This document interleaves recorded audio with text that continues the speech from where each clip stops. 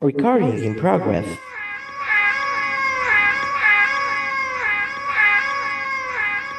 I love protect Shy Yeti.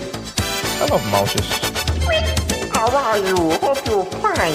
It is the Shy Yeti show. Okay, away you go. Aloha. Why have I got horns? Oh no.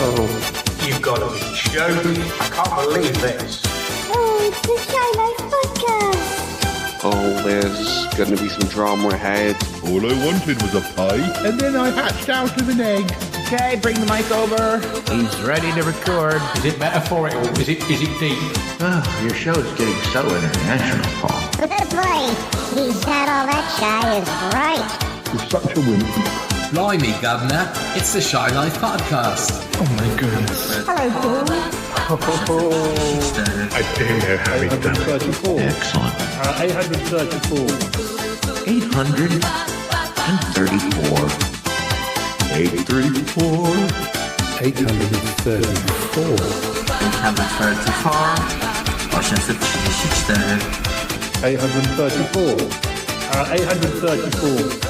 834. 834. Bonjour et bienvenue au podcast The Shy Life. Hello. Hello and welcome to another episode of the Shy Life Podcast with me, Paul the Shy Yeti. How are you doing? I'm all right. So what's this episode going to be about? Well, there's been a lot going on. You'll hear both Toppy and Hubert in this episode, and some Yeti Uncle John. Yeti Uncle John's been causing trouble. It's all to do with merchandising as usual, and all sorts of things that are causing problems. But anyway, let's run the theme music, and when we come back, we'll start with what happened when Toppy called me. He was a little bit cross. Anyway, you'll see. Run that theme music. Darling, it's the Shy Life Podcast. My favorite person is you. Keep it rolling, keep it rolling. Yes, but it's positive thing, Paul. The highlights, the Shy Life. I'll go anywhere from the center.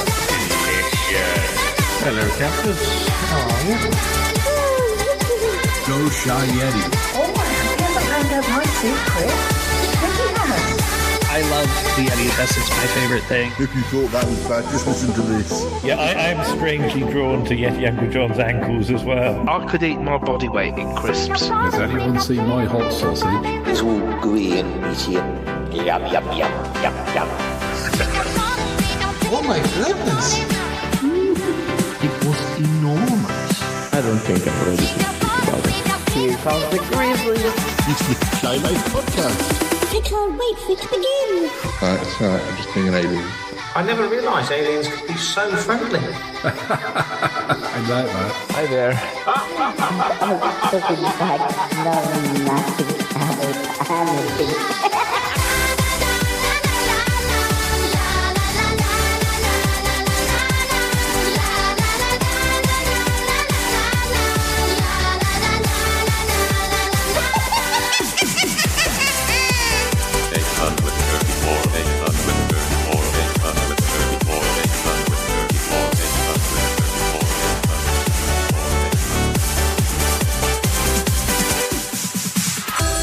Okay, we are recording. Hello, Paul the Shy Yeti. How can I help? Hi, Paul.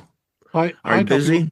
No, I can talk. Okay, well, I got something serious to talk with you about. I mean, I don't have time for our usual chit chat. You know what I mean? Yes, sorry. So, What's happened? look, the bottom line is, I think Yeti Uncle John stepped over the line, and I just want to tell you, I'm not really happy about it. What's And he done now? What's he done? well, he lifted my copyrighted idea. It was TM'd. It was like trademarked. It was like, Not merchandising again, is it? yes, the whole breath thing. The whole breath thing in a bottle. He's doing it. He took it right out. It's like he's copying. I think I vaguely feel like I know what you're talking about. Yeah, I mean, I think maybe a little more than you say, because I mean, not much happens without you knowing. But anyways, you've got influence over your characters, don't you? It wasn't no, not at all. I know. I feel like we talked about something like this on one of the old shows, and his Uncle John must have heard it, and perhaps he thought it was a throwaway line. Perhaps he didn't think you'd get around to doing it, but Oh, perhaps, maybe, perhaps, but whatever. not that that But explains him. I mean, not that excuses him. Um, yeah, I mean, we've already done like cologne perfume made of podcasters' tears, but right. Well, um, okay, maybe I stole that idea a little bit when well, I no, I did mean, breath, but I mean, breath is breath and tears are tears. I mean, so that's an original idea, yeah. and so I mean, it's like Why do listeners want to own? I'm nothing. Not that there's anything wrong with your breath, but no, or aren't happy. But why do people want these it's things? my breath smells like fresh hot biscuits. Okay, is it like an air What? freshener A little. or I no, but it's like it's how I mean, they want when a they piece of open the you? bottle, Yeah. Oh, the breath like comes out, and I say, yeah. "Hi, I love you," and they hear Oh, that, oh, I like that. I don't. and Uh, and I don't know. Yeti Uncle John put a different spin on it, but I it's think still the same. no. I think yes. I think you open the lid and he goes. He's not that shy. Um, Yeah. I Well, think that's why he does. okay, you Um, can see why I'm upset then. yeah, I mean, I'll have a word with him if I can, but the thing is, I'm not his keeper, so it's difficult. He does his own thing, as you Okay. know. Yeah. He's had a lot going on recently, and I think perhaps that it's affecting Well, his I know. judgment or I'm something. not some kind of monster here, Paul. I I know. know he's had like unusual things Yeah, happen, yeah, but I mean that's always, yeah. I know. Well, with yes, him, it's always. I know, So, I know, anyways, I know. So, but as I say, I'm not his keeper, but okay, yeah, somebody who is sort of his keeper is Cromitty more than I am. So maybe I can okay, talk to Cromitty, then Cromitty can frame it in a Cromitty sort of way. Um, okay. Well, look, what's going on, Paul? Cromitty, Toppy's on the line. Can I put you on speaker, Toppy? yeah, yeah. Go ahead. Yeah. So yeah, Cromitty, Yeti Uncle John has kind of stolen an idea that was Toppy's. One of Kind his, of. so definitely the like breath, the breath of podcaster thing. Oh yes, yeah, yeah. Oh, that was your idea. Oh, okay. I told him it was a bad. I mean, I'm sure it's not a bad idea. No, not in principle. It's a bad idea to steal your idea, is what I meant. Yes, Yeah, yeah. that's what. That's right. Anyways, That's what you meant. Yeah. but he went ahead with it, Cromedy, Yeah. and I mean, seeing as how you guys are buddies and such like that and stuff, I mean, I think maybe you should do something about it. You got his ear, talk to him. Well, yes. That was my idea. I, It's funny you're on the line because I actually found something in some notes that actually refers to you possibly. I don't know why is this maybe this is your no, let me have a look. It I don't know if this is your list or his list. I don't know Oh well. if he's got a whole list of your ideas, Oh, probably. or whether See, Paul, look at or whether that. it wouldn't surprise me, or maybe it's maybe it's something he's going to suggest to you. Let me have a look. Tell me if this is yours or whether this is him. It says the Smellcast merchandising ideas, core podcast branded merch. One is logo T-shirts and hoodies featuring the official Smellcast logo tagline Yeah. or a stylized Pickle Hollow town crest. Yeah, you've seen all that stuff. I got merch, Yeah, man. this podcast character stickers, each weird resident of Pickle Hollow. Sorry, I don't know what it says. Weird. Is that your words or his? Well, Gets I their don't own sticker. They're fun, They're Yeah. like fun, silly things. People Perfect. put them on their books and Of things. course. Perfect for laptops, water bottles, or secret cult initiation. And enamel pins, mini versions of iconic items from the show: a pickle jar, a mysterious hollow tree, a microphone with a smell wave coming off it. Yeah. That sounds like, yeah. How did he get this? If this is your stuff, there's Well, Pickle Hollow themed merch. Greetings from Pickle Hollow retro postcards, illustrated like a 1950s tourist trap souvenir. yeah. I've had to pay a lot of money for that, Paul. Pickle Hollow map poster, a fictional illustrated map showing all the strange landmarks. Yeah, Pickle Hollow, yeah. But I don't think I never. Is this? Are these real places in Pickle Hollow: the Brine River, the Whiffling Woods, the old yeah. Sniff Mill, the fermentation station. Maybe I made a few up. I don't know. Okay. Pickle Hollow scented candles, scents like mysterious brine, foggy Yeah, hollow morning, right. Grandma Gherkin's kitchen, haunted. There's a hint of acidic slag heap smell. Yeah. So What's this? Smell-themed gag merch. Scratch and sniff character cards. Each character has a signature scent, pleasant yeah, or not. I survived the smellcast nose plugs. Branded foam nose plugs for comedic effect. that was Sassy's idea. Aroma adventure kits. Little boxes with scent vials tied to episodes or story arcs. Mm-hmm. See, you get it? You've You get really it? See, been I'm using the name the Smellcast to sell products that smell. Get it? Yeah, that makes sense. There's another thing. But Yeti Uncle John's it's taken over my territory, man. He shouldn't. I mean, we've got the comedy. We're gonna have to have a word with him if he's using Toppy's ideas, and even if he uses them to sort of piggyback either Yeti Uncle John merch or podcast merch. I don't know. I don't even want piggybacking. It's naughty. It says character specific merch. These depend on your cast, but here are some archetypes you can adapt. If you have a mad scientist character, they don't think any podcast has a mad scientist character, do they? Yeah. No, comedy. They don't. Dr. Brine's experimental pickle serum bottles, actually just green bath salts. If you have a cryptid or monster, plush toy of the Pickle Hollow beast, cute, creepy, or both. Well, you have the giant. What was it? Was it a hamster or was it a gerbil? It was a gerbil. Gerbil. Yeah. Giant gerbil. If you have a gossiping old timer, hollow rumors, notebooks, lined journals, and jotting down suspicious activity. We've sold, I think, one or two. So it's going great guns. Yeah. But if this stuff ends up being stolen, it's going to lessen its value. People, do you have a mystical forest spirit, glow in the dark forest spirit keychains? Yeah, something like that. I don't know. Audio and storyline merch, Toppy. Limited edition episode art prints. Each may just. You're really going big guns here. Behind the scenes booklet, concept art. Yeah, that's why I'm calling. Vinyl pressing of a special episode. Oh wow, super fans! I want one of them. Put me down for 7. Fun, silly extras. Pickle Hollow hot sauce. Oh wow! Oh, that is so strong you'll smell it from the next county.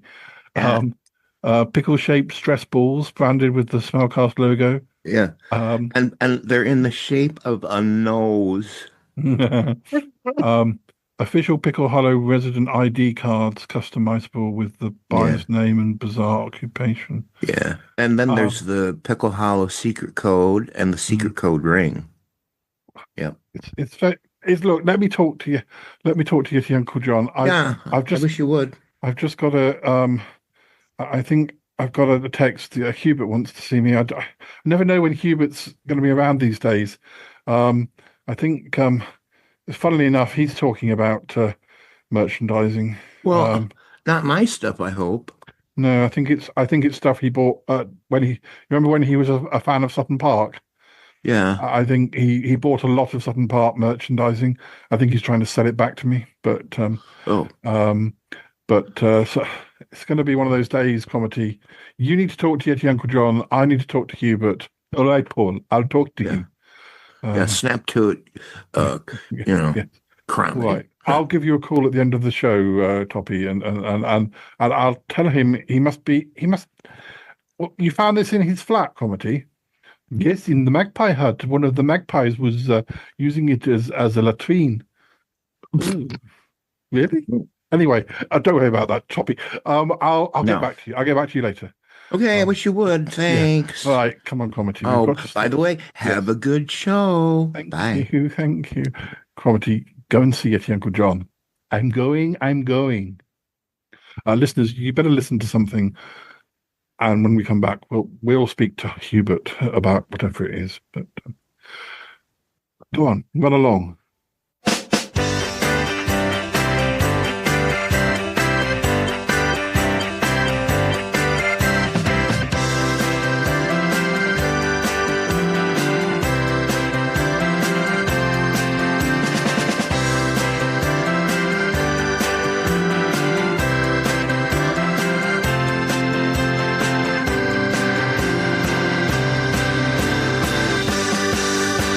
Hi, listeners. So we're having a break from whatever else has been happening this episode, and I've got someone new for you to listen to. His name's Stephen, and he's gallantly agreed to answer some silly questions. Hi, Stephen. Hi, everyone. I've asked the internet to give me some slightly silly questions, and I think they're more fun than serious questions. So we can both answer these. So, for instance, if animals could talk, which one do you think would be the rudest? Ooh, which one would be the rudest? Yeah. Ooh. I mean, cats have a particular hatred for me, so I might go with cats, but that's probably more prejudice of me than anything else. Cats, it's usually sort of unspoken. It's sort of body language. And I mean, I like cats and I grown up with cats, but my parents' current 3 cats, 2 of them are the rudest cats I've ever met. That I've never actually got to sort of stroke them, or they're like 12 years old, and they just, it's the first lot of cats my parents have ever had that have been like that. I take it very personally, but Well, cat, you're there to serve the cat rather than the cat to be there for you. well, it doesn't even want me to serve. It doesn't want me at all. This next question is: would you rather fight 1 horse-sized duck or 100 duck-sized horses? That's a perfectly normal question. I don't even know what to say to that. No, I think I might have had this one before, and I think what I said before was, if you're fighting, it may be horse-sized, but there's only one of them, so probably the horse-sized duck would be better, because otherwise you've got lots and lots of them to deal with. Yeah. Does it puff up? Does it scale up? Is its feathers the size of the horse? Or is it the duck underlaying that's the size of the horse? Because then it starts to get massive. I know. You're going to end up having nightmares about this. I don't even know if you could even do any damage to a horse-sized duck with all the feathers. Yeah, maybe you can trap it in a paper bag. A very big paper bag. Yeah. If you were a fruit, what fruit would you be and why? It sounds like online dating now. I tried to think what fruit that I think I'd be a blueberry, because there'd be lots of other blueberries. I wouldn't be like I'd be the only one. If I was anywhere, I'd probably be amongst lots of friends. I don't know. I don't really know. I don't have an answer for that one. No, it's a difficult one. What do you have a do you have a fruit preference? If you were going to eat or go shopping for fruit, what do you tend to buy? I probably tend to go down the strawberry route. Strawberries? Yeah, because they're always sweet, aren't they? Even when they're a little out of season, they're normally sweet. Yeah. I don't think I want to be a strawberry. No, you get covered in. You also get covered in sugar, maybe. That would be just before the end. It's quite dark now. It is. If you could replace all the grass in the world with something else, what would you replace it with? Strawberries. Strawberry. Although you don't want to be squashing them. Maybe fruit pastels. The trouble is, then people would have been walking on them, and you wouldn't want to eat them. No, I feel like grass is the perfect substitute for grass. Yeah. It's just... a different coloured grass or something. I don't know. This next section, it says imaginative and absurd questions. Well, what were the last lot then? What was the other? The other lot, was it just normal questions? They were perfectly sane and reasonable things to ask someone. Yeah. If your life were a cartoon, what sound effect would play whenever you walked in? Probably the fart sound. I can't like either a Yeti stomp or like a spring like Zebedee from the Magic Roundabout, but that's probably before your time. If you had to live inside a video game for a week, which game would you choose? I know you play video games, but you play different ones from me. I don't know. You just one where I'm not constantly trying to be killed by something. I don't want that because it gives me something to do. Yeah. Yeah. You don't live inside Tetris or something. You're just like, everything falling out. Constantly have to dodge blocks. Yeah. I mean, I'd probably go and live in Fortnite just because I know it well enough and I know which bushes to hide in. Plus, Smite is probably the game I played the most, and I know the map, but there's nowhere to hide, and you're constantly being attacked.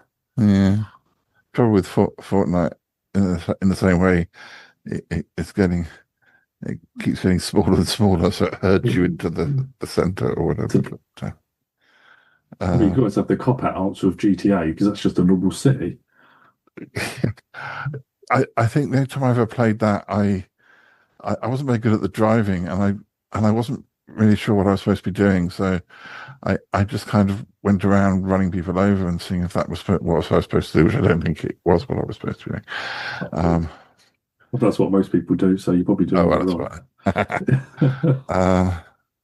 If you could only communicate by singing for one day, which song would you sing first? Oh God, no one wants to hear me sing. I'd be a mute for the day. Could you imagine me singing? God. I don't know. Maybe you have a lovely voice. No. No. Maybe I'd sing "Money, Money, Money." At least that would be. I could also be shaking a tin at the same time, and then maybe I'd have enough to go and get something to eat. Would you? Would you rather have a pet dinosaur? Would you rather have a pet dinosaur or a pet dragon? Oh, definitely a pet dragon. They can fly, and they've got all the gold. Yeah, you don't want the.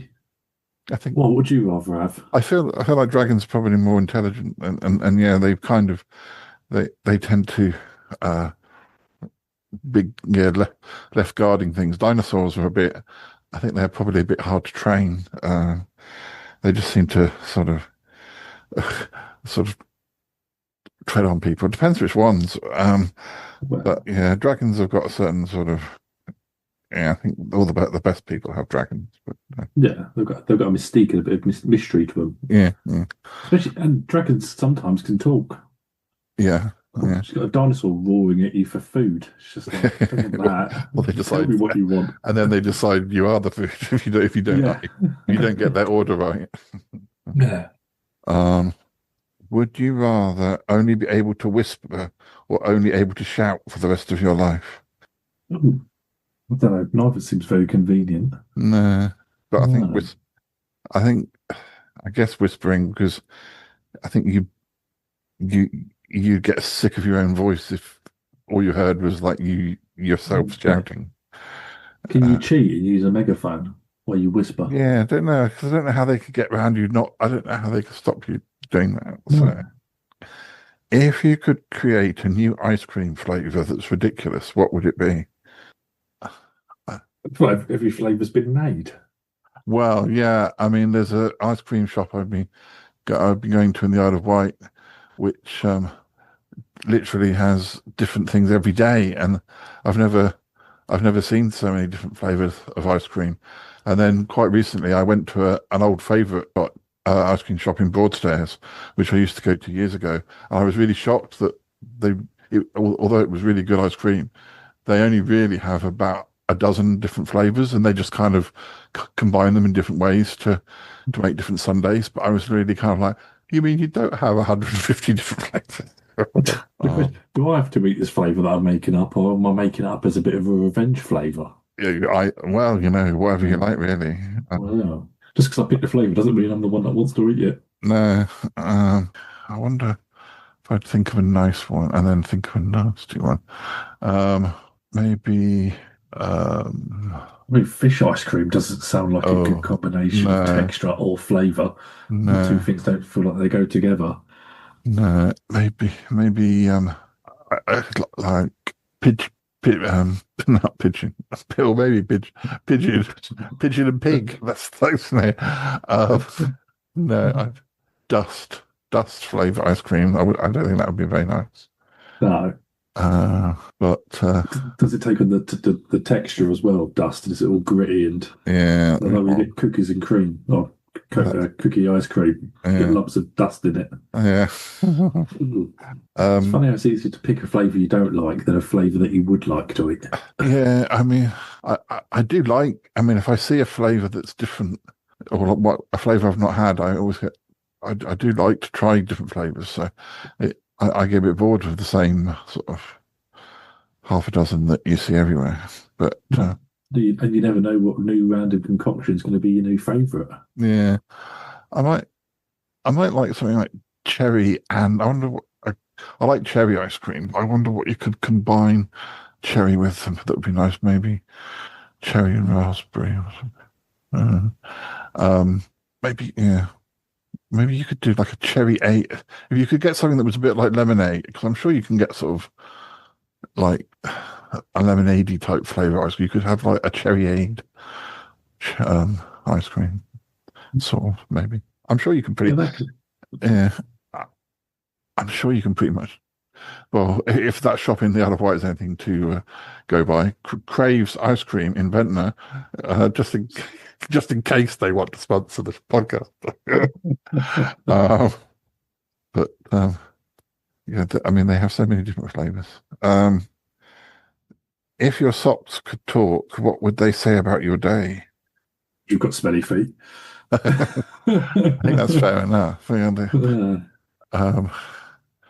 Yeah, I think socks would be a bit fed up, to be honest. I don't know if socks would sort of like by the end of the day they'd be like, I want a bath.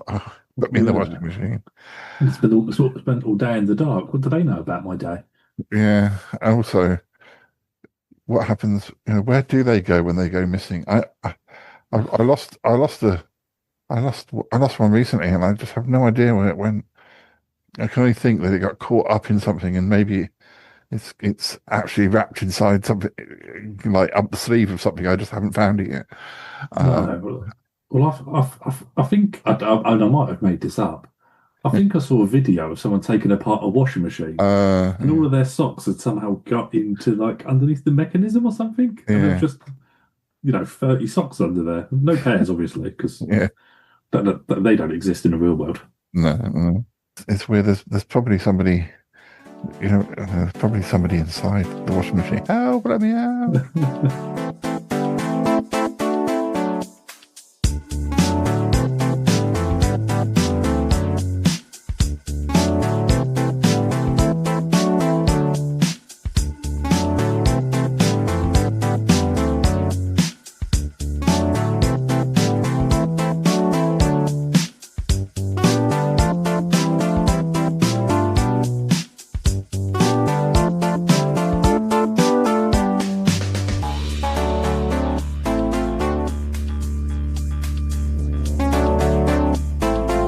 Hi listeners, I hope whatever you listened to was good. I'm going down to the bar.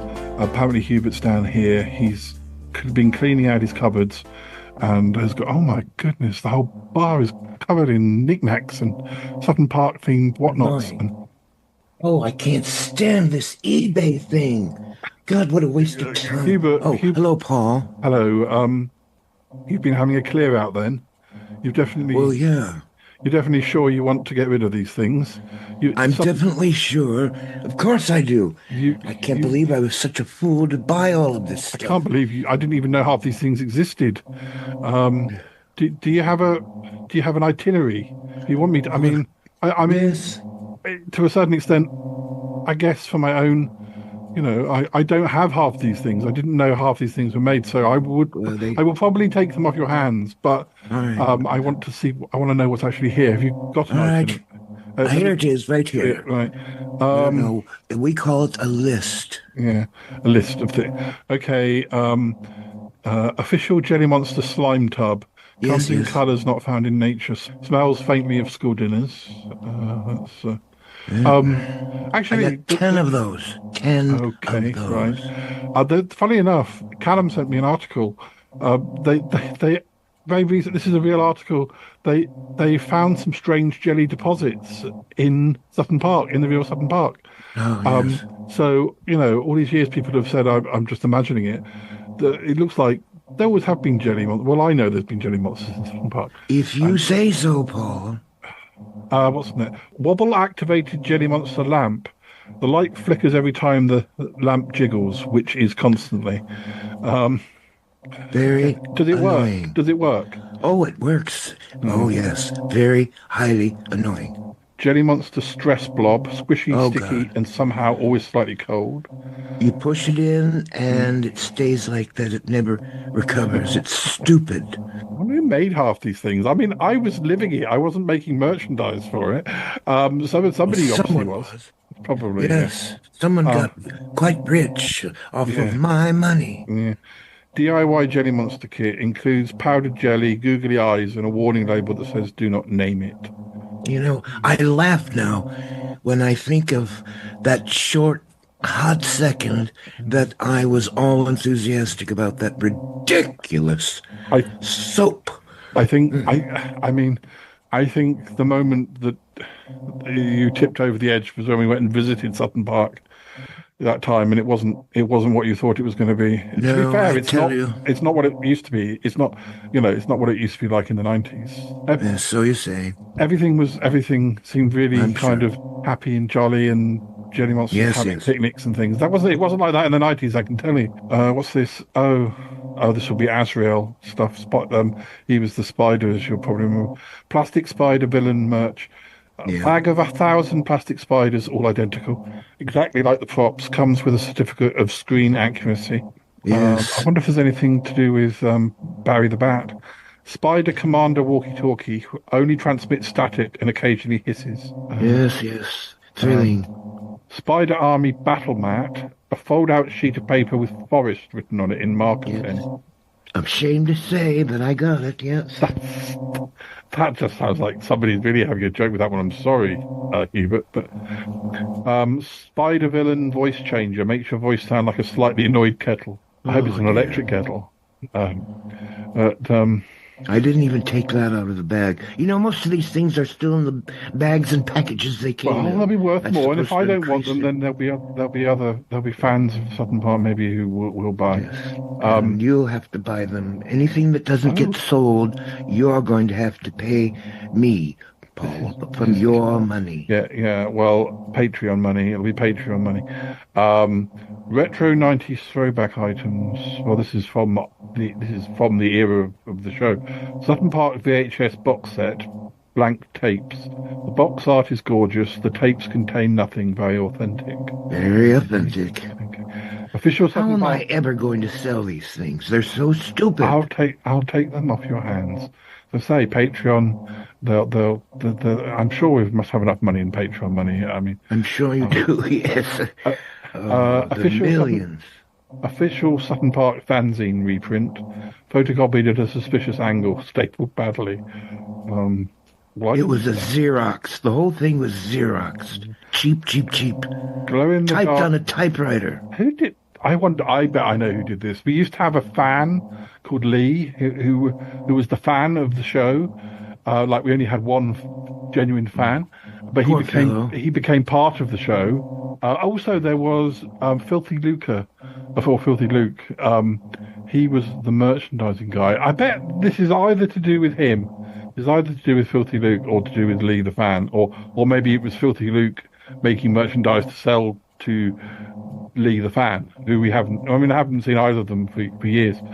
Yes. At least one of them was probably molested by a jelly monster. Glow-in-the-dark cast photo poster. Only the background glows. The cast remain ominously invisible. I wonder what is. Yes. Also, it's radioactive. I can see myself. Look, there's me in the middle, of course.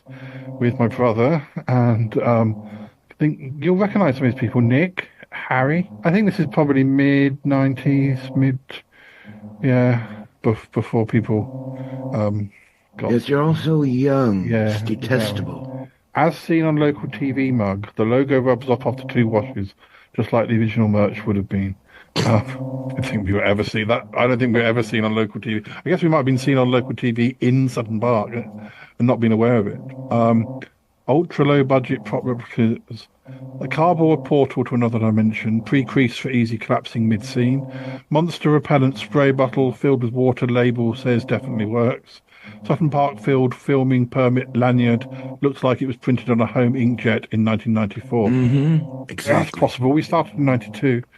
But I think a lot of this was probably being prepared, like even before we were aware that there was merchandising. You have to understand, Hubert, that we were living it, but we weren't always aware we were a thing until the two worlds collided. If you know what I mean. Yes. Well, whatever you say, Paul. I mean, really. What's this? Meta in-joke collectibles. We'll fix it. Post T-shirt. Spoiler, they never did. Continuity error trading cards. Collect all 72 mistakes, including Spider Visible in Frame and Boom Mike cameo. Sutton Park budget breakdown tea towel. 90% jelly, 10% spiders, 0% everything else. Director's chair, child-sized. That was probably Graham's, my brother, because the real one was borrowed from someone's cousin. Oh dear. And is that it? How much do you want for all of that? Well, let's see now. Write it down on a bit of paper. We don't want to talk money on. Oh, you're right, I suppose. It's crude to talk about money. Yeah, there you go, Paul. Oh, okay, yeah. I was prepared to give you double that, but no, I'm happy. What? I'm happy. No, it's fine. We'll go for what you suggested. What you said, double. Are you sure? I mean, I see the error of my ways. Can I have that paper back? Yeah, go on. Okay. Oh, I see that. Just a moment. Okay. Yeah. You can turn the 6 into a 9. Okay. Just turn it around. Turn it around. That's right, yeah. There you go. Here you go. Okay. And do you want them shelled or unshelled? What are you talking about? Oh, I thought you wanted this in peanuts. Peanuts? I'm joking. Oh, joking. That was not funny at all. I'll get it sorted out. I'll get my people to speak to your people. My people being Cromartine and Uncle John. But anyway, it's a pleasure doing business with you, Hubert. Well, all right. I expect to hear from you very soon. We'll sort it out. I'll make sure the money's in your account by the end of the day. Money in my account. I like the sound of that. Yes, and we must sit down and chit chat some more. But we really must sometime. Yes. Oh, look at the. Oh, I must go. You're busy, aren't you? Sorry, I'm a very very busy man. TikTok. I can't believe. Sorry, I've just had a text that. What? The Toppy Smellies arrived at the Magpie Hut. Who cares? I need to get over there. Listeners, we better go. I think Toppy's getting really. Well, now don't go getting involved with that smelly person. No. I need my affairs attended to. Uncle John's been stealing his ideas for merchandising. It's all about merchandising this episode. You mean you actually have a theme? Apparently we do. Yes. How unusual. Right, let me. I'll speak to you later, Hubert. Come on, listeners, listen to something, and when we come back, we'll be at the Magpie Hut. Yes, try not to bore your listeners. Mm-hmm.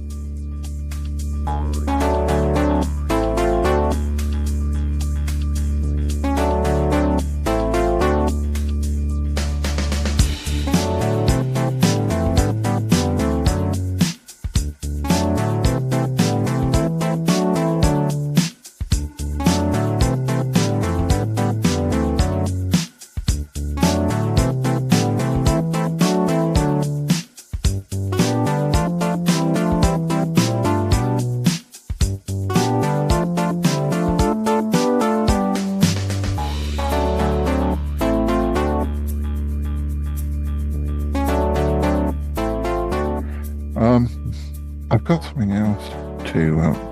I know that from our talks that I don't know if you describe yourself as a gardener, but you do have a garden, don't you? And you were planting things recently. So I have been, yes. yes.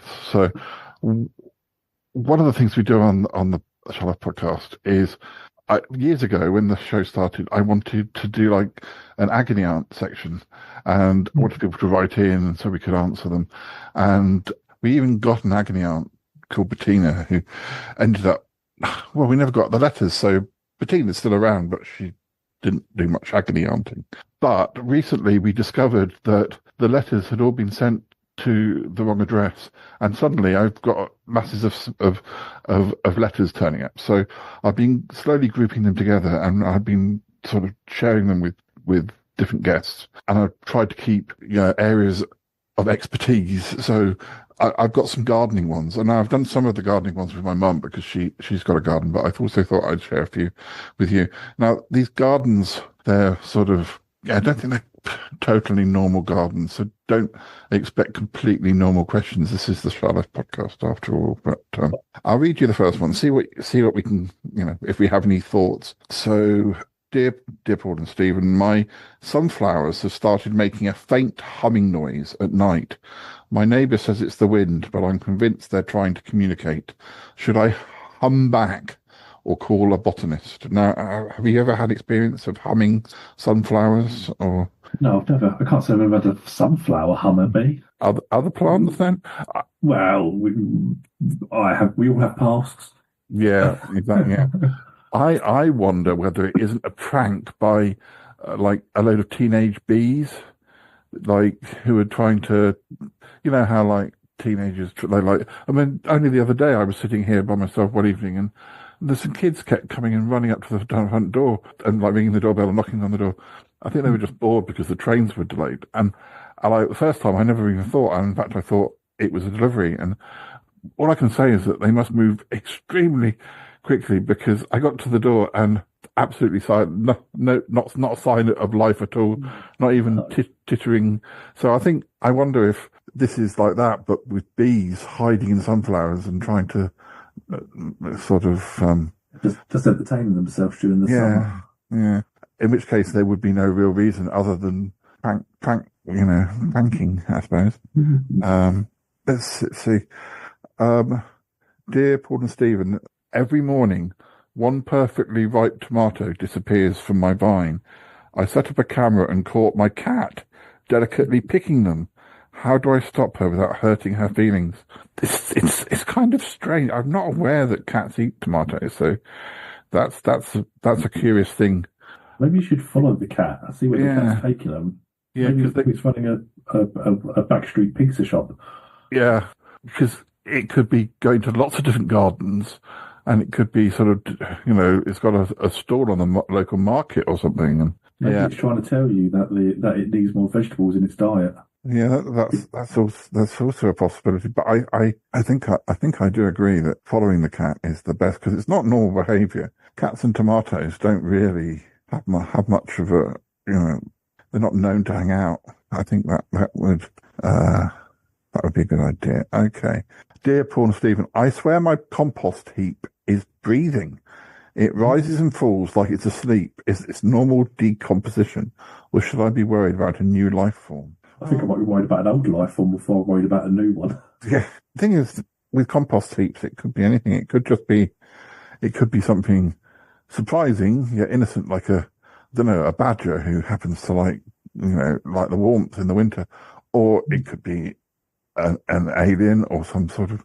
It could be a number of things, and it's very hard to tell without actually sort of seeing the compost heap. I think you probably need to do a bit more, research. Do you have a compost heap in your garden? No, I don't compost. No. No. I wonder if it makes a noise while it's breathing. Yeah, I wonder if it perhaps needs to have a CPAP machine, whatever it is. Until you know what it is, it's hard to know what size it would need. If it's just a large mouse or something, then obviously it need a very small CPAP machine. You don't even want to disturb the mound, because what if that is its body and you're just pulling it apart? Yeah, and it may not take very well to that. You probably need to speak to an expert, someone who can sort of maybe sort of scan the compost heap and with like an infrared thing, so it can kind of tell you, oh, okay, yeah. Hey, give it a poke, see what happens. Oh, or you could give it. Let us know. Yeah. Dear Paul and Stephen, one of my rose bushes leans away from me whenever I approach. The others are fine. Have I offended it somehow? Maybe it's trying to protect you from the thorns. Yes, it could be. It could be very sort of aware of its own prickliness. Maybe you're looking at it completely wrong. Yeah. Alternately, are you wearing a cologne or a perfume which is like flower based?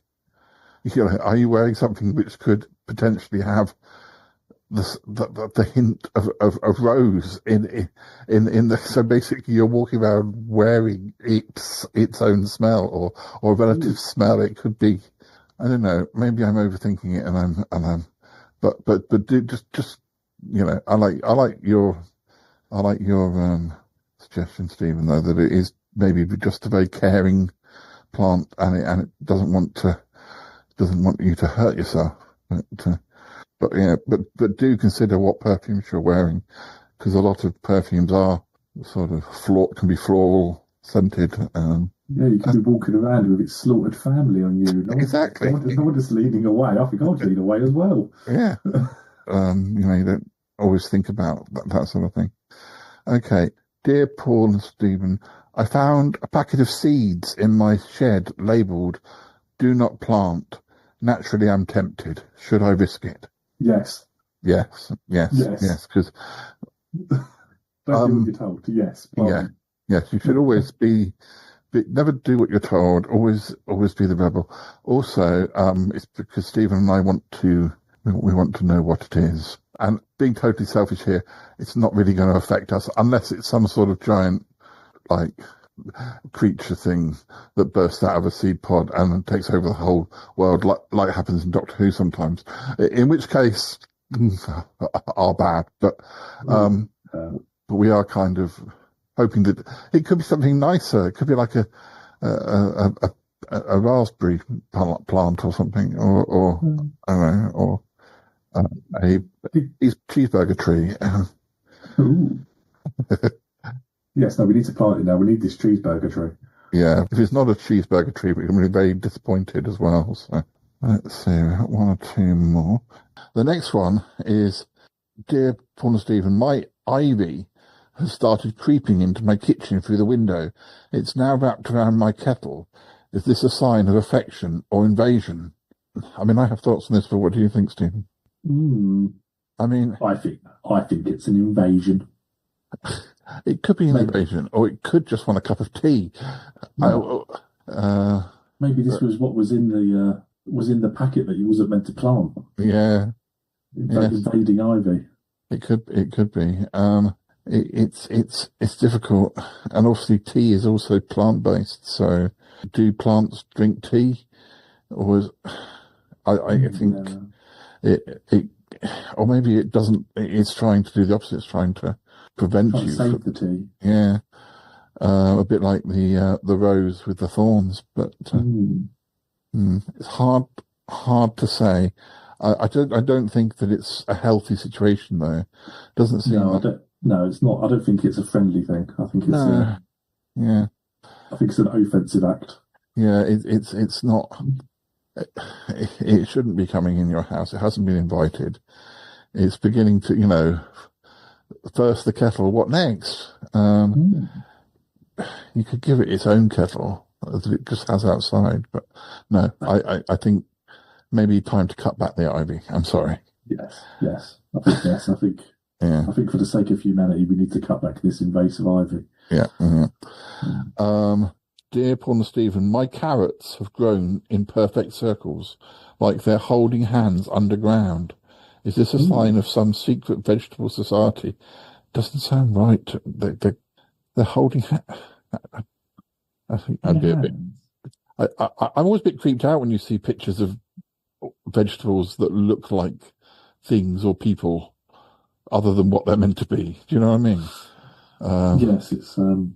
doesn't entice you to eat something when it looks like a human, does it? No. Something much worse. You get an onion that looks a bit like Leonardo da Vinci or something. It makes you feel like, I don't know, I don't feel right about cutting this onion and putting it in my pasta sauce. But I think something is probably going on. Probably is some secret vegetable society, but really, if it's happening on your land, it's really. I think maybe you need to get an expert in and ask. Carrots don't usually hold hands, so. No. If they're sentient, can vegetarians still eat them?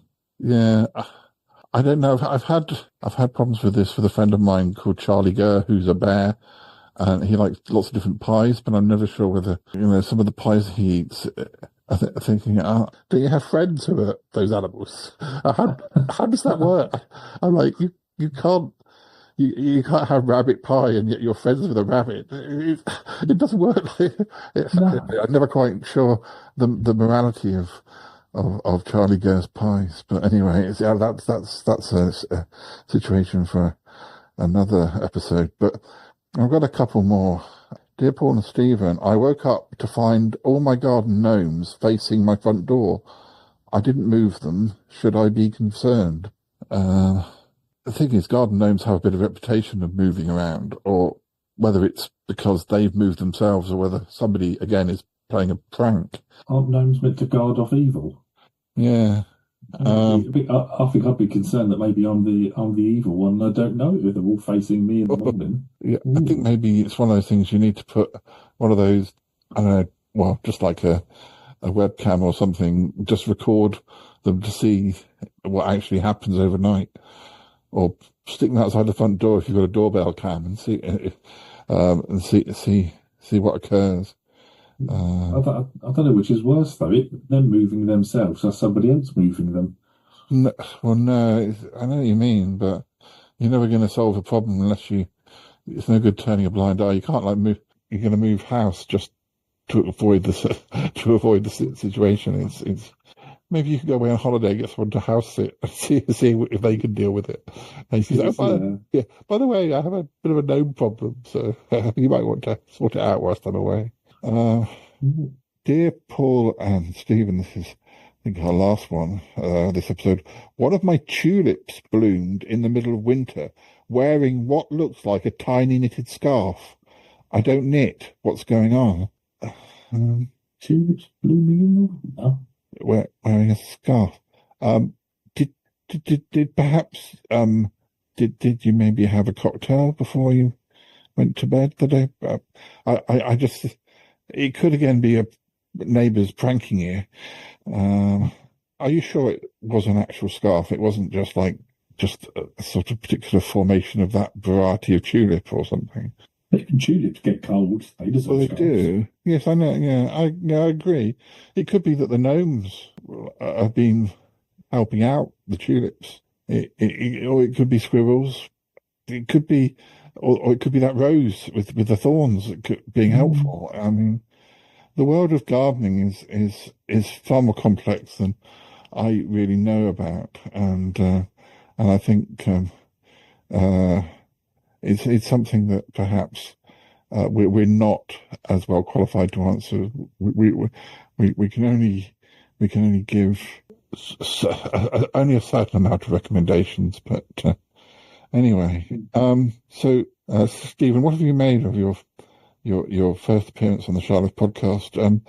Would you come back again and answer some ridiculous questions, or perhaps help me with more?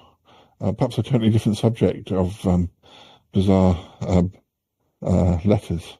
I'll come back again if you'll have me. I've enjoyed it. Oh, absolutely. It was weird and wonderful problems. Yes, I know. I just can't believe that half these letters have been sitting in a warehouse somewhere for the last 10 years. But there was me thinking that no one bothered to write in. But anyway, well, thank you, Stephen. This has been. I was explaining to Stephen that the Charlotte podcast is a rather strange place, and I daren't introduce him to Yeti Uncle John, not yet anyway. But I thought this was a way of sort of easing you in gently. So you seem to have passed with flying colours. But yes, please do come back again, and I'll maybe introduce you to one or two other people as well. So anyway, thank you very much for your time, and listeners, will return to whatever it was we were doing before we stopped to do this. Okay, right. Say goodbye, Stephen. Bye, everyone. Bye. No, I'm still here. I'm going to be.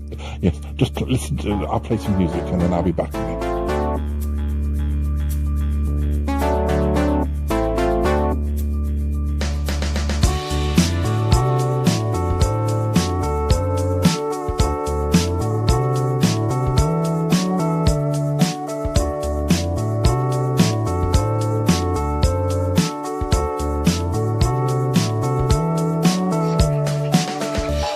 Toppy, how good to see you. Yeti, Uncle John. How are you? Yeah. Are you like? Did you just wake up or something? No. This is my taxi driving clothes. Well, I was going to ask you if you were still taxi driving. How the hell do you have the time to do all this scamming that you're doing? I'm not doing scamming. No, yes, you are. Cromitty, tell him. What? I'm just trying to clean this. You know that this counter is supposed to be a counter for preparing food? Yes. Well, I do. I prepare the magpie's food on there. Yeah, I mean, they do sit on it, but you're supposed to be using it to prepare food for yourself too. Oh, I don't mind. Whatever the magpie, any friend of the magpie is my friend or something. Guys, this is all well and good. You can do this on one of your other episodes, but I'm here now, and I'd like this whole thing with this rip-off thing. Yeti, Uncle John, yes, it's a rip-off. I'd like this resolved. I don't really appreciate it. I realised that I've overstepped the mark. And I realised that it's not my place. It's not my place to be making smellcast merchandising, or even. And also, I have thought I would focus on either Yeti Spaghetti merchandising. That would be quite nice. Yeah, or even Charlotte Podcast merchandising. But I understand it can't possibly be anything similar to I can't just copy your merchandising. You have to copy my own merchandising. Listen, I ripped off those. I mean, I thought of those ideas on my own, and I think, fine, you want to do merchandising for Yeti Spaghetti, whatever, but you got to have your own original ideas. You can't just swipe mine. You know what they call that, Yeti, Uncle John? IP. Intellectual property. Look, come on. That's what we're talking about. I mean, maybe we can go through my list of things and tell me if I'm overstepping the mark. Okay, go ahead. So, character theme merchandise, Yeti approved mugs, oversized, slightly chaotic designs, mini Yeti plushies, complete with grumpy eyebrows, Yeti's emergency snack tins, novelty tins with silly mystery snack labels, keep calm and ask Yeti Uncle John t-shirts. You haven't got like that for Smellcast, have you? Yeah. Oh dear. What have you got with Shy Yeti soft plush, Shy Yeti mighty hoodies, Shy Yeti poetry notebooks? That seems appropriate. Lined journals with doodles, tied to art stickers. Stickers, I guess. Copy. I mean, I know you do stickers, but yes, but stickers are stickers. They're not copyrighted. Just the images are. Okay, fine. Cromitty lab notes, notebooks, mad scientist goggles. What's this mad scientist? I have no comment. I'm teasing. Professor Cromitty's time travel tea towels. I like those. Okay, so that's really close to Roger Bunting's time travel belt. Okay, really close. Actually, and that photo, Yeti Uncle John, did you steal that off Facebook? Or might have done. I'd have posed for something original. I'm thinking scientifically badges. Oh, look, you've got some Bettina merchandise here. I'm not sure I hope you checked with Bettina. Oh, I'm sure she wouldn't say no. So he hasn't. Cromitty, he hasn't checked with Bettina. to a Bettino Glam fan, folding fan with her signature catchphrases. Like, oh, darling, 1 million kisses, 1 million and 1 kisses. Oh, good Lord, who's going to buy that? Dear, that was a very good impression, Yeti, Uncle John. It was good, though. Diva mode, activated tote bags, vintage style, Bettina posters, dramatic poses, 60s inspired. Well, I mean... Dramatic poses. Bettina Dupre lip balm collection, Diva Rose, Uncle Cherry, etc. I think you need to talk to her before you start doing these things. Yeah. Logo T-shirts, hoodies, podcast cover arts, enamel. This is the comedy. He's off doing it again. He's just... You got to stop him. This character trading cards, Shy Life colouring book, socks, scarf, do not disturb experiment in progress, door sign. Oh, look, build a Yeti craft kit. Hi guys, have you promised Toppy that you won't be stealing any more of his ideas? Of course I won't. No, look, Cromitty's quantum mug. Look, Paul, I'll speak to Yeti Uncle John. I'll make sure. I'll be the quality control. I'll do all of the talking to Bettina and all that sort of thing. Why don't you spend the last few minutes of the episode doing something quirky with Toppy? I guess I could do something. Okay. quirky. Well, I guess Comedy. I don't mind leaving you in charge. Paul has so many things on his table. I feel better if you take charge and going over that. So just make sure that my stuff is not part of it. You know what I mean? Yes, absolutely. I have got something quirky I could share with you. Oh, maybe we should listen to some music, and when we come back, we could just finish off the episode with a little bit of quirk.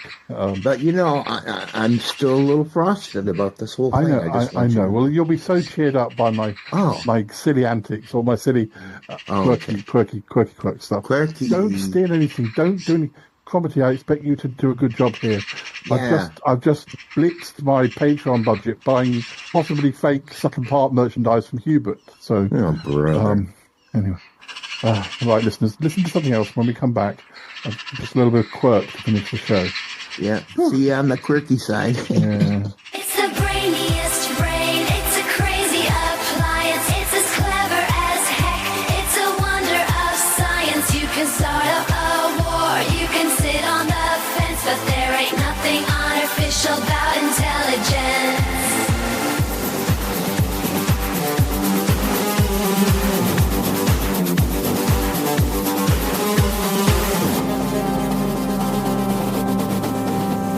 Artificial intelligence is taking us over. It is up there in Scotland. It is down there in Dover. It gets all answers right. Yes, it wishes to quizzes. It makes itself known any way that it chooses. It has taken control, and it's just us that loses. It's the brainiest brain. It's a crazy appliance. It's as clever as heck. It's a wonder of science. But there ain't nothing artificial about intelligence. Nothing artificial.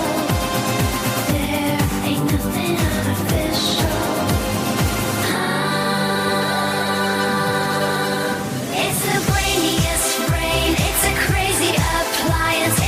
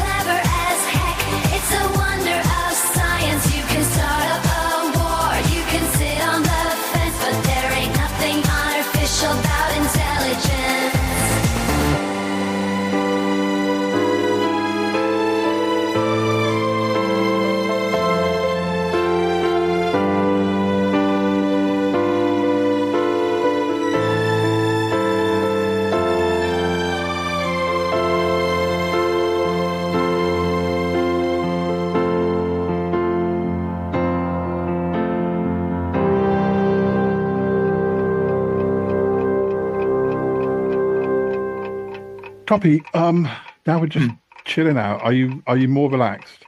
Oh, I'm much, one thing you can depend on me is when you need me to be quirky, I'm ready for it. I'm here for you, Paul.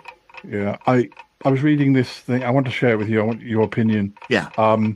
This I don't know who came up with this. I mean, we're all using quite a lot of AI on podcasters. God, these yeah. days. Yeah. Yeah. But I try to I try to only use fun, quirky AI. Yeah, quirky.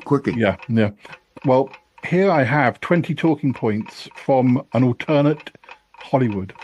Oh. Yeah. Like, that sounds basically, quirky. Yeah. You have to imagine that Hollywood is not the Hollywood that you know.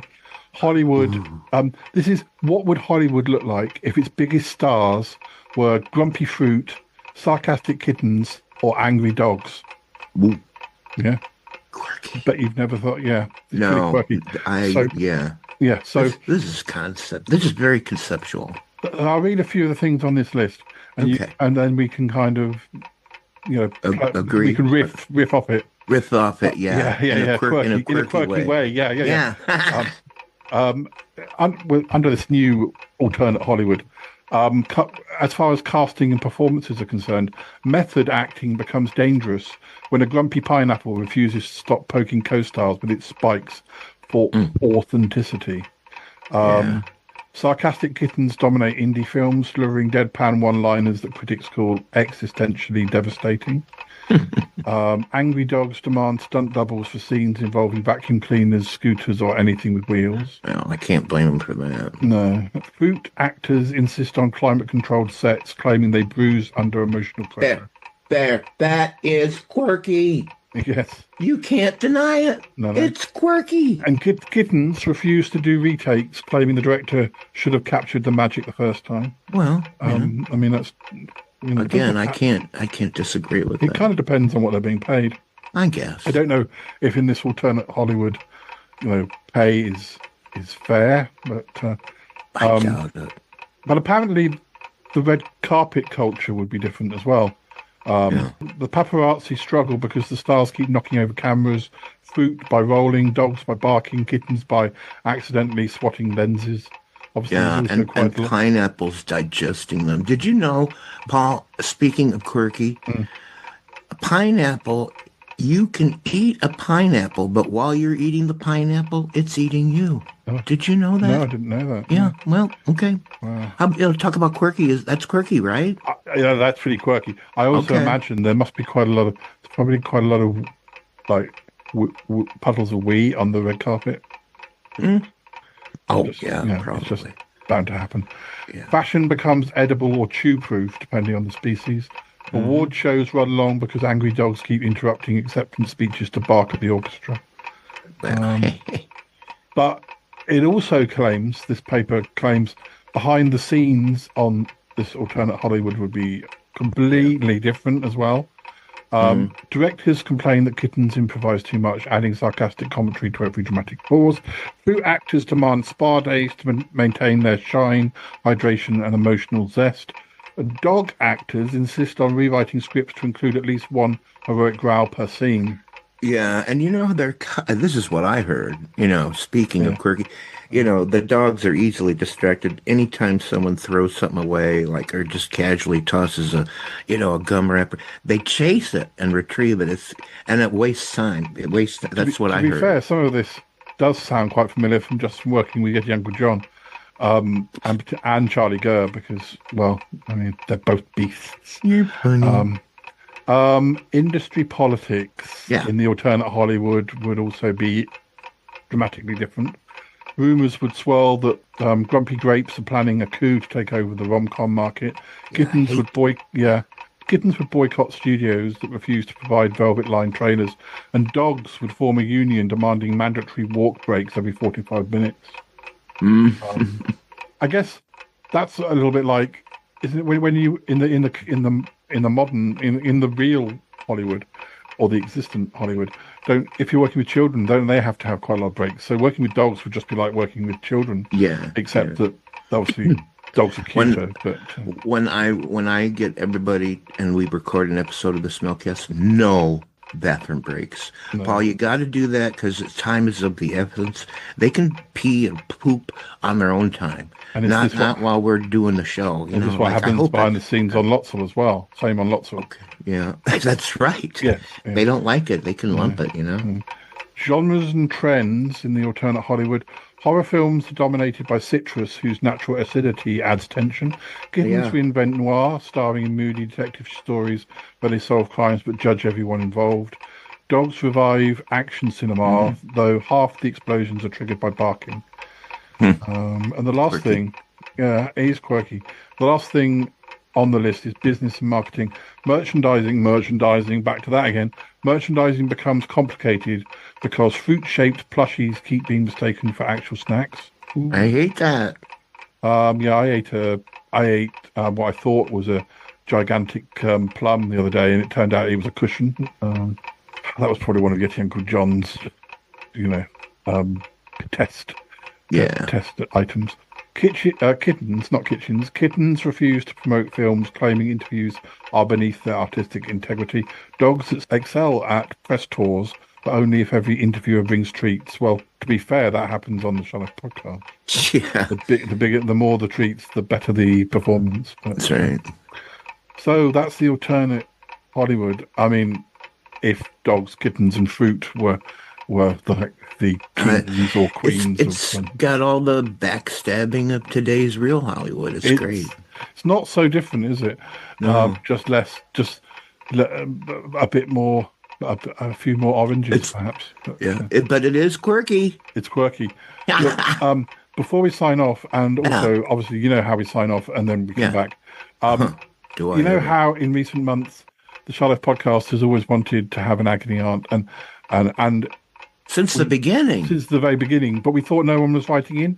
Well, recently we discovered sacks and sacks and sacks of letters. Oh my God! But they went to the wrong address, and I've just been trying to sort them into themed things. So I want to go through a few. Before. Okay. Should we do a couple now, then finish, and then do a few more at the end? Oh, do one now. Yeah, just to warm the audience up. Then we'll say goodbye. Then we'll come back and do one or two more. And then we'll say goodbye and then come back again, right? Oh, yes, we can. Okay. I've locked the door so we won't be getting disturbed from Uncle John or Cromitty. Are you doing agony aunt letters in there? No, you've got things to do. Oh, no. What's going on? Nothing. Just do your thing. What do you think about this? Do you think I'm stupid spending Patreon money on possibly fake Sutton Park merchandise? I just don't want to cause tension with Hubert. I mean, Hubert, it was kind of thanks to Hubert, well, at least having his support, that we were able to sort of join together as a force against Charlotte. And, no matter what people say about Hubert, he can be useful. I don't want to annoy him. No. Anyway, here's a letter. Okay.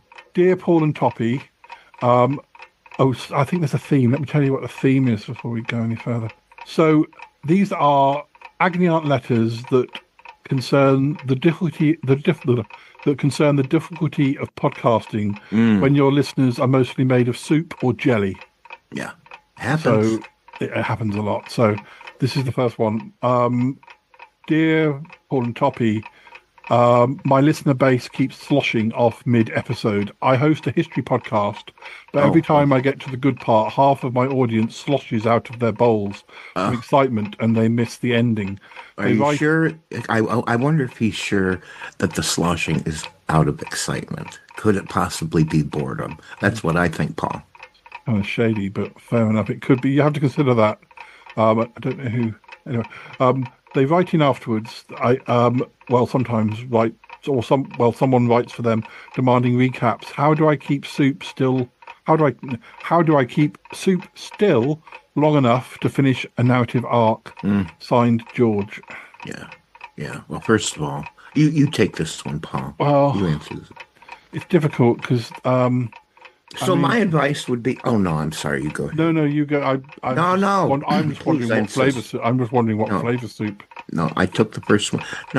I took the first one. So you go ahead, Paul, and answer this one. I just think I think what we should tell that guy who wrote that, that first of all, don't do story arcs.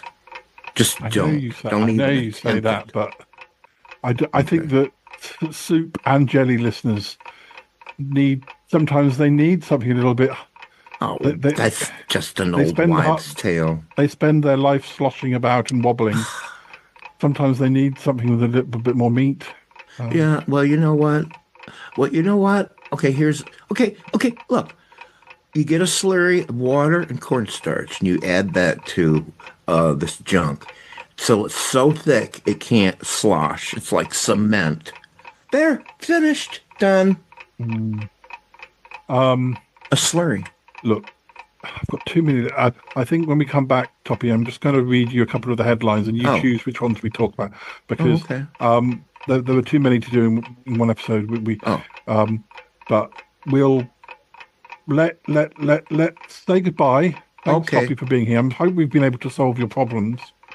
Your concerns. Yeah, absolutely not. But we need to keep we need to keep an eye on Yeti Uncle John's activity. I keep an eye on all of you, just so you know.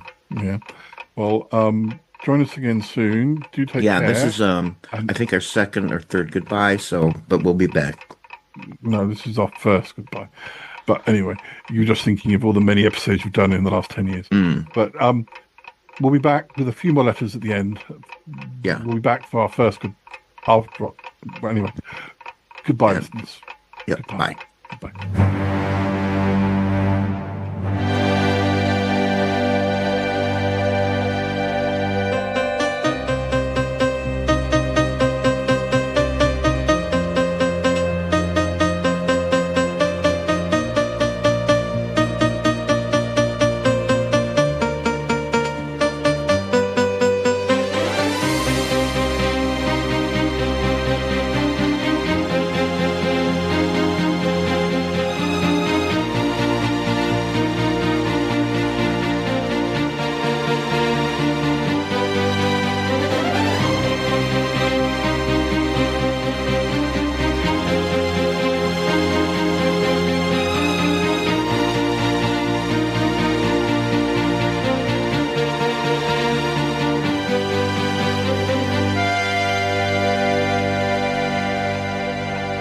So, Toppy, you tell me. I'll read. They're quite short, but we don't have to answer each one. Answer whichever one you think sounds good. So the next one, the jelly folk jiggle whenever I joke. I love that my jelly-based listeners are enthusiastic, but their laughter is so wobbly. It creates a low-frequency hum that ruins my audio. My editor. Oh, you have an editor? You are not the editor yourself? It's just great. Throw that letter away. Just throw it. Not a real podcaster. Well, apparently his editor says he sounds like he's broadcasting from inside a washing machine. Well, get rid of your editor, I'd say. Have you guys heard the Shy Life podcast? Talking about washing machine. Oh. Well, no, that's an actual washing machine. Oh, no wonder. Anyway, we weren't inside it, but this other one is, my hosting platform says I have 40,000 listeners. These are ridiculous. Nobody has. Half of it, you'll find that most of it is bots. Yeah. I know for a fact that at least 30,000 of these are just tins of soup left open in the supermarket aisle. They don't even have ears. Should I still try to monetize? Yeah, you can try all you want to monetize. Try it. Yeah. For every success story, there's there's practically like obviously my Patreon followers. Yeah. There were people who just can't even get people to follow their story arcs. No. Sad. I am being eaten by my own audience. God. I run a cooking podcast. My listeners are mostly consomme, bisque, and the occasional ambitious gazpacho. Lately, humans have been tuning in just to find out where the soups congregate so they can consume them. I don't want to be complicit in audience cannibalism. What do I do? Jesus. I thought we had problems. I can hear the music. I can hear the music coming in. Listeners, we'll be back in a moment. I gotta go now!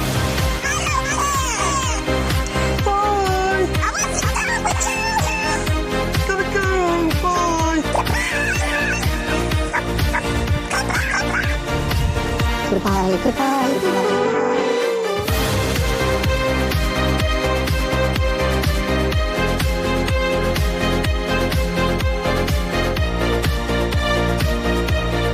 goodbye, goodbye. Yeah, goodbye, goodbye, goodbye. Wow. Really? No kidding. Thank you, darling. And you too. Bye-bye. That was beautifully done. You can always call me. Oh, that sounded good.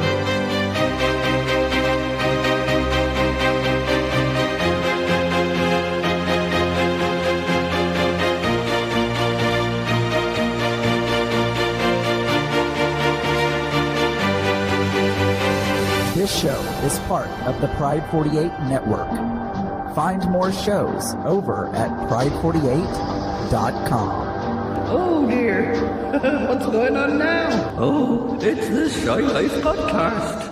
Let's go. I have a voice. I have a voice. You have a voice. You have a voice. We have a voice. We have a voice. Unique voices in podcasting. UnivazPods.net. That is so cringe, oh my god. You're a man of culture as well.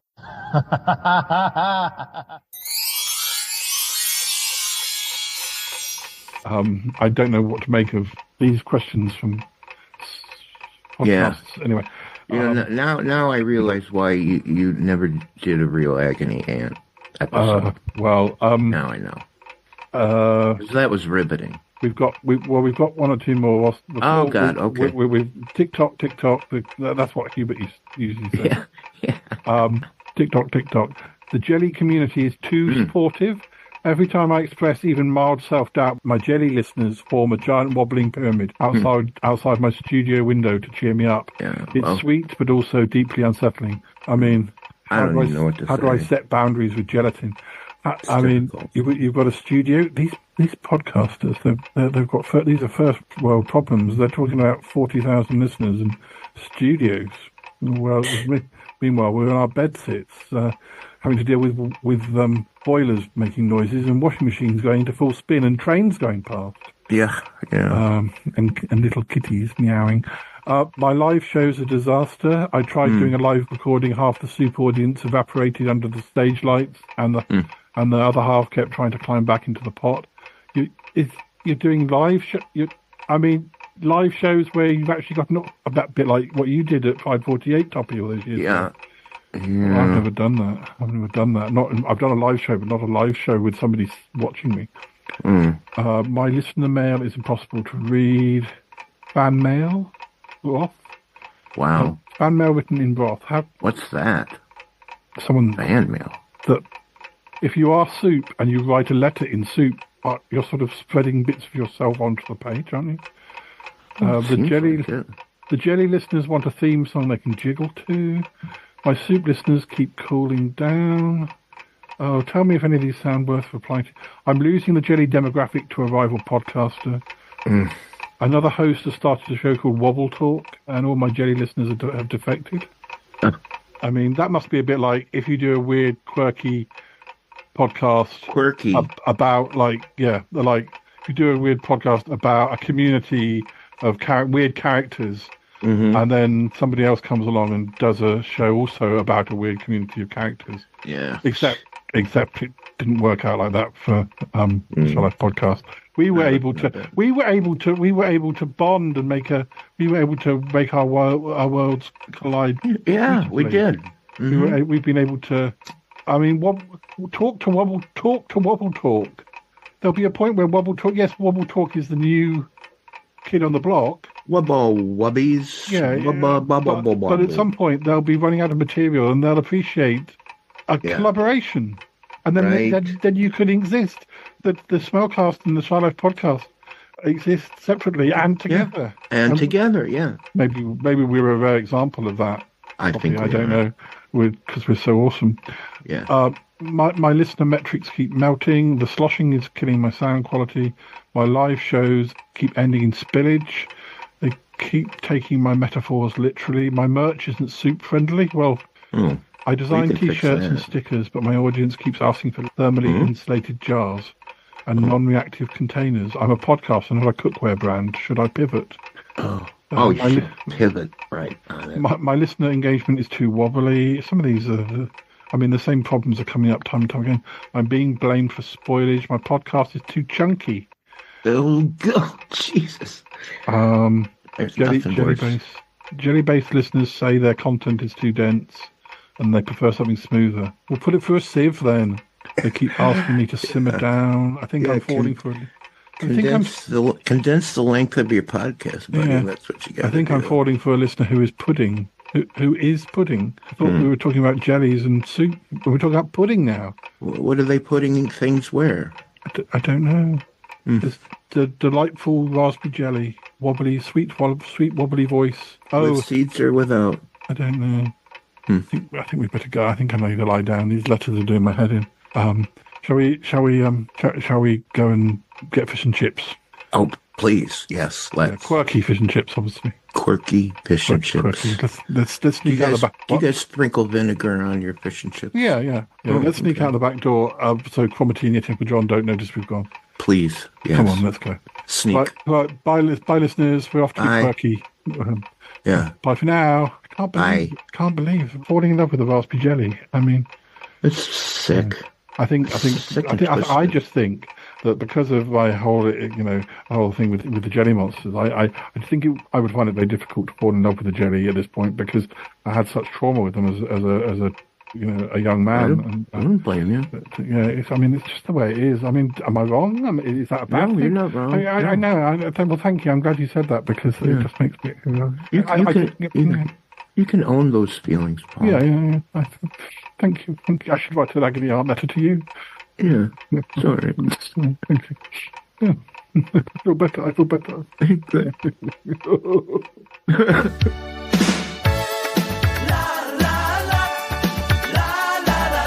This is just the weirdest thing I've ever heard. Well, gotta tell you, I didn't expect that. What the hell just happened on this show? Seriously, reverse it, because I lost. What's going on? What happened? Man, was that worth it or not? Oh my goodness, that was a darling little shoe. Wow, I love that one. Great show, Paul. Yeah, that was a good shoe. I'm gonna have some orange squash now. It's an exciting one. Et voilà. Oi, that's your lot. Hi. Everyone's a critic. Alkisonova! Oh my god, that's so funny. Oh my god, yes. Why didn't I think of that? Oh my god, you're so cool. You're like the coolest Yeti I've ever met. 834. 834. 834.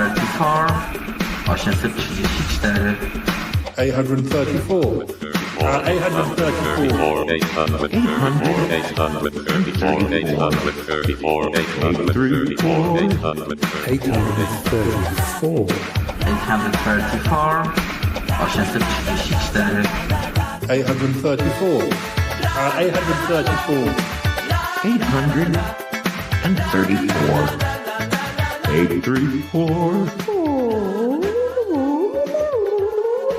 You can't beat me now.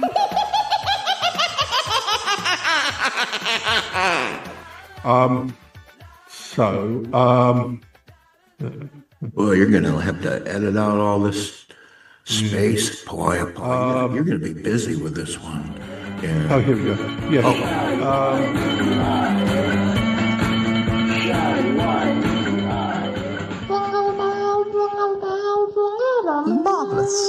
Marvelous, Paul. Should I turn off the recording? Okay, stopping recording now. Very cool.